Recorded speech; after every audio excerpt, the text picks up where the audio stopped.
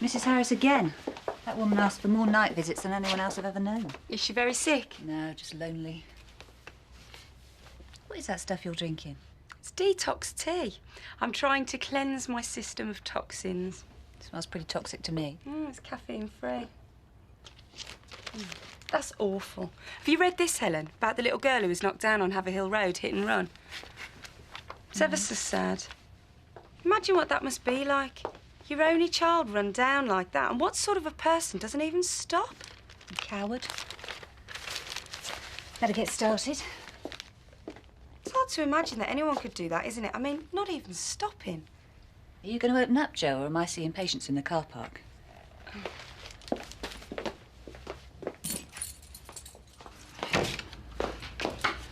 Well, it's hardly a stampede. Who's a lucky boy, then? Come again? I see you've got Mrs. Stewart Brown this morning. So? As in Anthony Stewart Brown, chairman of the local health authority. Oh, God.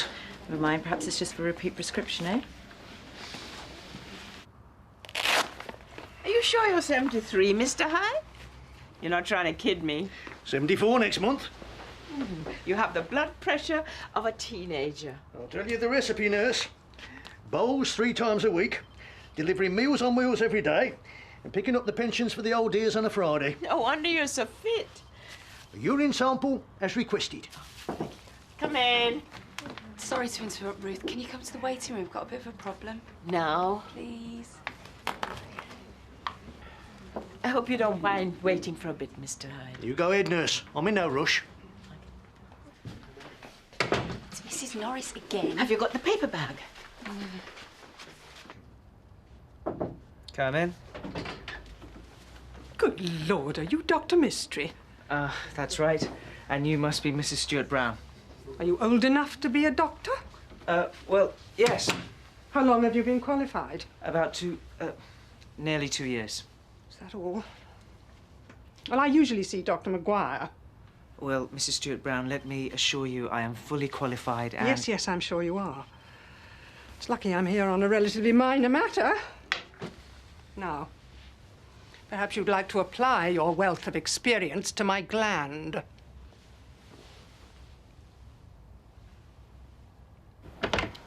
Sorry to interrupt. It's your sister. She's outside. She says it's urgent. Do you want to see her before you start? Yes. Send her in.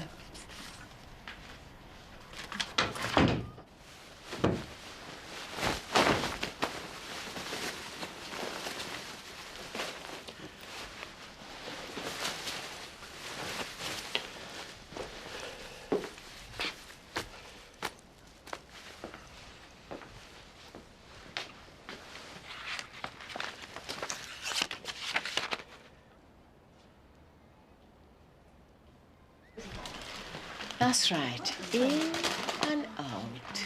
Nice and slow. You'll soon feel better, dear. Come on in, Louise. Take a little rest now. Okay? And in and out. Meaning what, exactly? Well, you've certainly got an inflamed gland on the left-hand side. That much is clear. Do you do anything other than state the obvious? Probably just a minor infection. We'll soon sort that out with a course of antibiotics. What sort? I'm sorry? Dr. Maguire prescribed antibiotics for me before, and they were worse than useless. There would be little point in you prescribing me the same type, would there? Of course.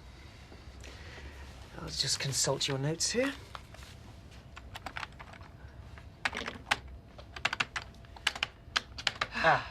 Problem? No, I just need This to... is going to take long, Dr. Mystery, only I do have a meeting in half an hour. No, I'll be with you in 1 moment. If you could just bear with me. I'll be back. Hi, I should have rung. Don't be daft. Sit down. What's up? It's Richard. Oh, I don't know. He just seems really odd. I told you that 15 years ago, Louise. No, I'm serious. I think he's having a breakdown or something. What? He won't get out of bed. And you're complaining? Sorry. It's been 3 days now, Helen. He hasn't got up for 3 days. I don't understand it. He says he's not sick or anything, but he's going to be. He won't eat or drink. He just lies there. Has he said anything? No. He just tells me to leave him alone. Are you getting on all right?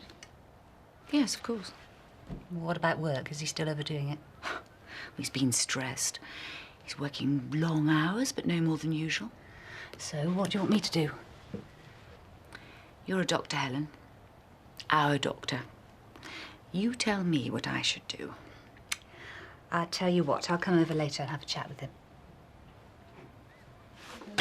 Kate! You've got to help me. Is this an emergency? Yes, my computer's crashed. Oh, I've got to rig a course before lunch. You know the helpline number. It's Mrs. Stewart Brown. She already thinks I'm from primary school. You've still got our notes, haven't you? They haven't been updated. You have to charm with it, aren't you? No, Kate. Joe. Oh, yeah? I need you. Sorry about that, Mr. Hyde. Where were we? Urine sample. What's the point? To check for your diabetes. Does it matter if I've got diabetes? I'm going to die anyway. So does it matter what finishes me off? Mr. Hyde!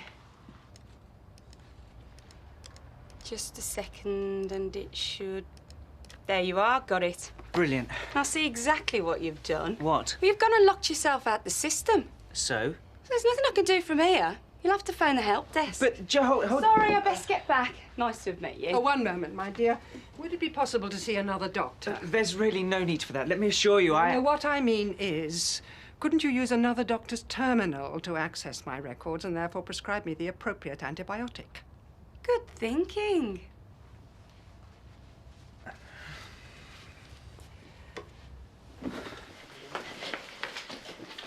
Have you seen Mr. Hyde? He's gone.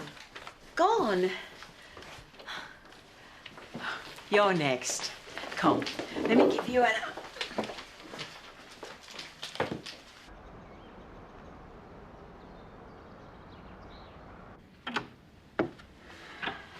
Tea?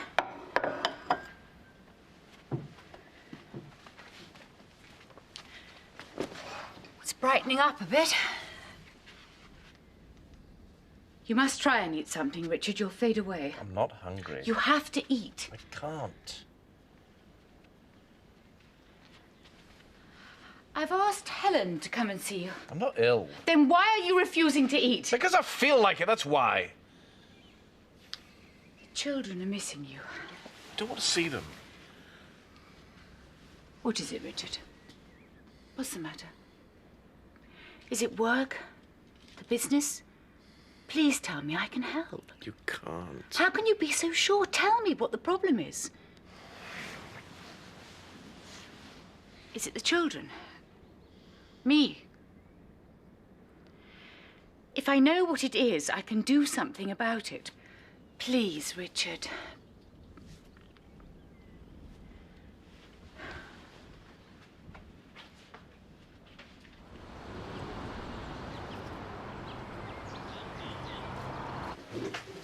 Can I speak to the nurse? She's busy, I'm afraid. Can I help? I don't know. It's about my granddad. I know he's in here to see her and I'm worried about him. He's ill, is he? He won't tell me, but he's just given me his medals and that to remember him by. That's nice of him. Now he's talking about going on a world cruise. Oh, how lovely. Now, I'm sure something's wrong. Well, what's your grandfather's name? Joseph. Joseph Hyde. Wait here a sec. I'll just go and have a word with the nurse.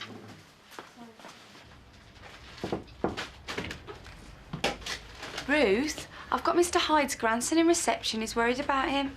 What's he done now? He's been giving his things away. He wants to know if he's sick or something. Oh, well, maybe he should be asking his granddad. Ruth, please. He's ever so worried. Oh, okay, all right.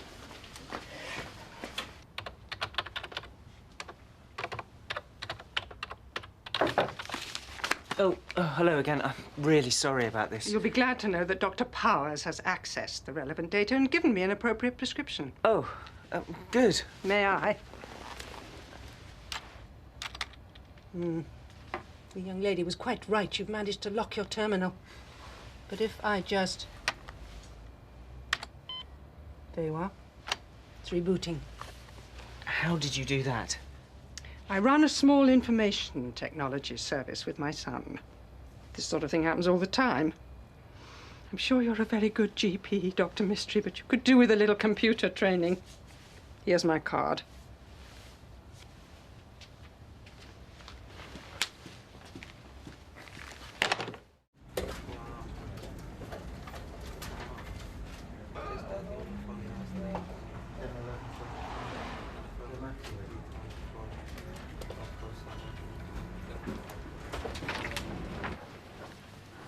Well, There's nothing physically wrong anyway. so why are you doing this? Why can't you just leave me alone? I don't know about you, but I could really do with a cup of tea.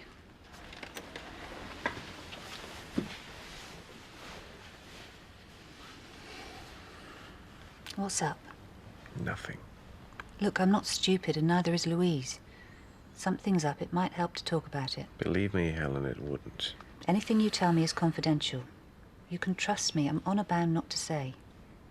Even to Louise.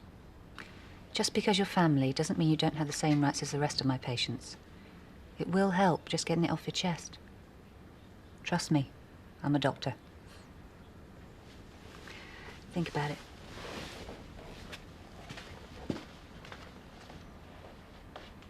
He's not himself, and he asked me about how to make a will.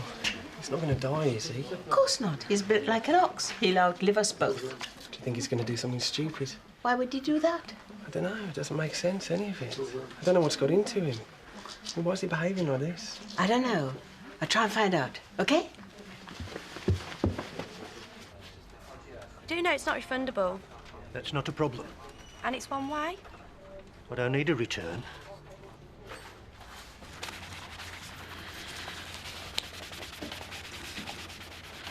Well, what do you think?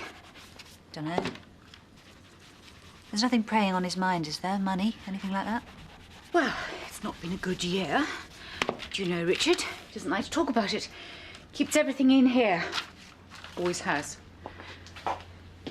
Maybe he needs to talk to you. I only wish he would. Just seems he's gone mad. These past few days he's become obsessed with news. Reads the papers from cover to cover. Everybody reads the papers. Every word. And the television. He's got CFAX on all the time. It's driving me mad. He's been driving you mad for years. This is worse. He's not knowing what's going on. It's really getting to me. I feel like I'm going to explode. I've got to be getting back. Call me if there's any change.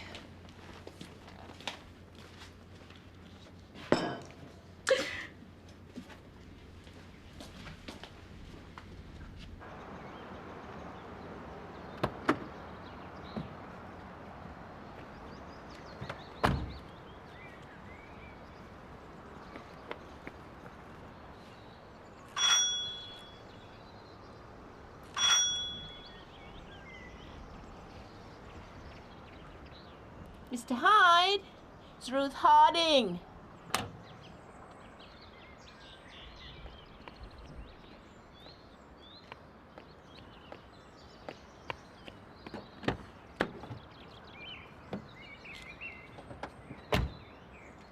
Wish I could spend 3 days in bed. Yeah, me too. But Richard, it's very unlike him. He's a hard worker, always on the go. Up at 5 every morning, and he comes home late. Takes providing for his family very seriously. Hard work running a small business. Especially printing these days. New technology has really given him a battering. How does he keep going? By working himself into the ground. Is he depressed? Think I'd be under the circumstances. He will be if his business goes down the tubes. Not likely. If he stays in bed much longer, I should think it's a certainty. Take a seat. The doctor will call you shortly. I need to speak to Dr. Thompson. Do you have an appointment? No, just tell her Richard's here, will you?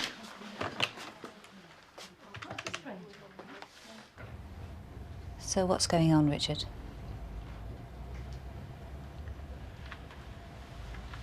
What you were saying earlier about confidentiality. Do you mean it? Of course. Whatever you tell me, it stays between us and these four walls. No matter what? Trust me.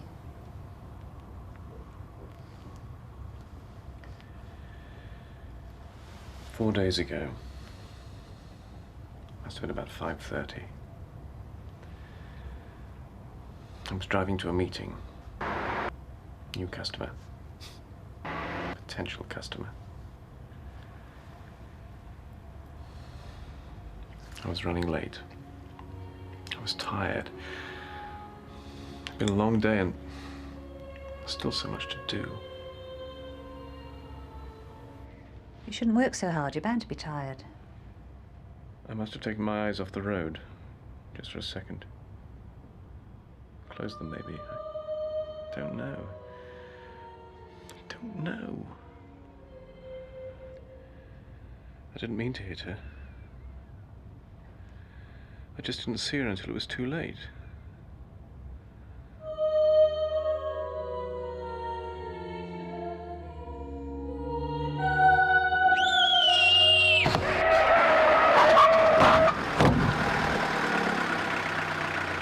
The hit and run. In the paper. I don't know why I didn't stop. Fear, I suppose. Panic. I just kept going. I kept hoping it hadn't really happened. I couldn't help it, Helen. I tried to miss her. I was so tired. I keep seeing her face. Every time I close my eyes, she's there.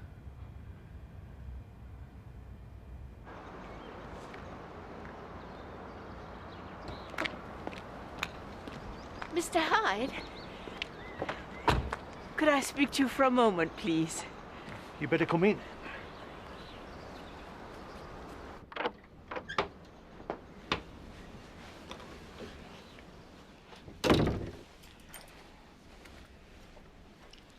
Your grandson came to see me. He's very worried about you. Well, he'll have to learn to accept it. I have. What? I'm dying, nurse. You know it, the doctors know it, and now I know it.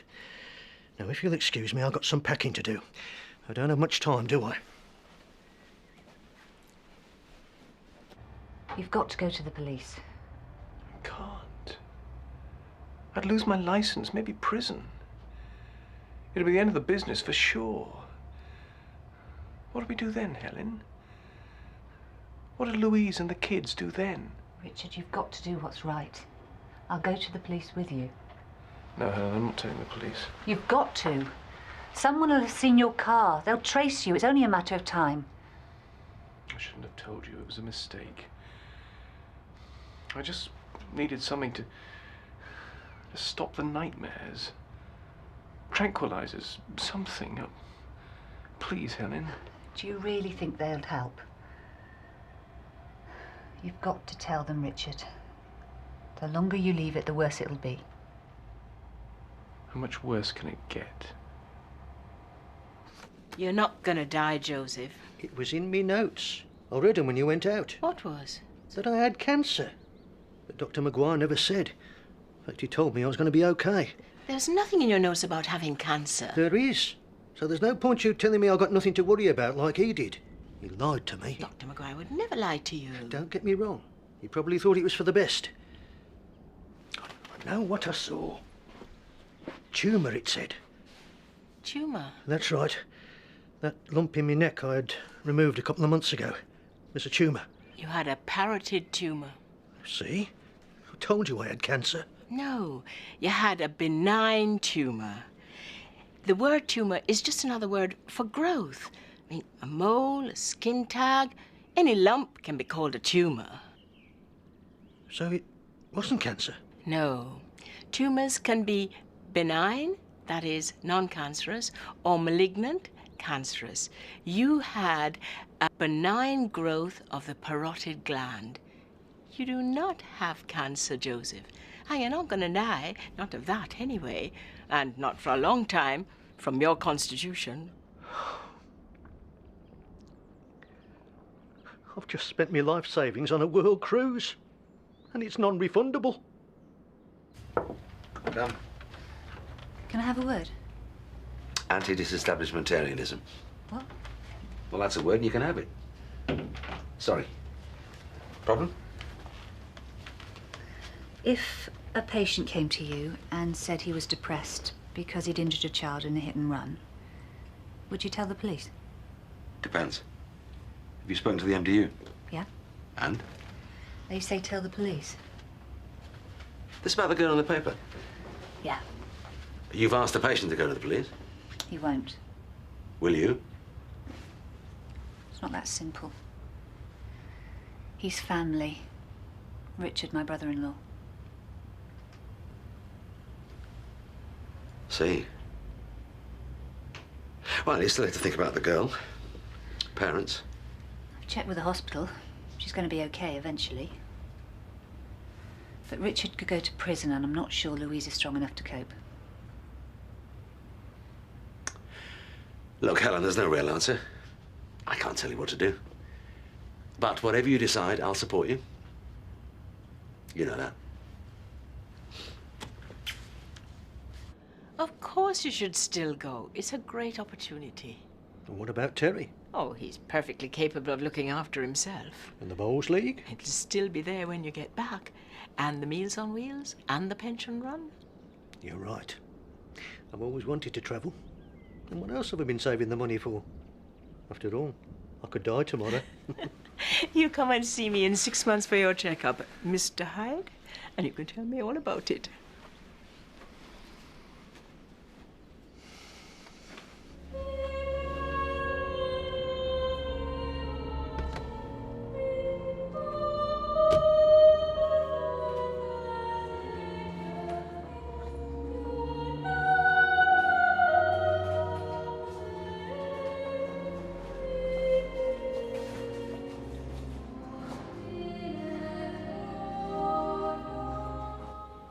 He's told you, hasn't he? I can't say. I'm your sister, for God's sake. He's my husband. I'm still bound by confidentiality, Louise. We're family. What confidentiality? It's another woman, isn't it? No. How can he do this to me? To the children? Louise, shut up. It's got nothing to do with another woman. What is it, then? If I knew I could cope, it's this feeling of being shut out, that no one would trust me with the truth. Tell me, Richard. Just get it over with and tell me.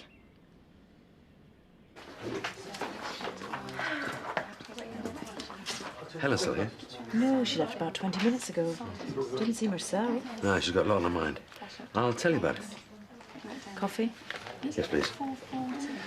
God, I'll be glad when today's over. You know what I really fancy is my feet up in front of the box and a big glass of Chablis. Huh? He's got to go to the police, Louise. He can't. It'll be better coming from him. Meaning you'd go to them? Yes. No. I don't know.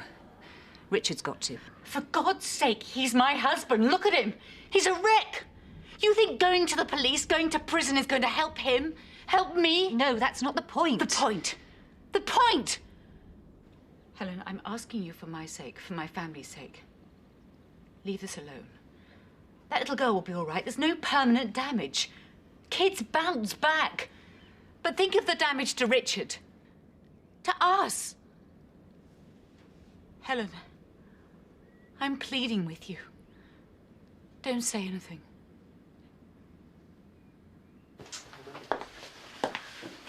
So, what do you think she'll do? The right thing. Which is? Who knows? Someone gets hurt no matter what she decides. Someone's already got hurt. You think she should go to the police? Sure. I mean, what if it was our child? You'd want to see who did it, wouldn't you? Absolutely. Or you'd want to see them punished. Maybe. But if it meant destroying my sister's family...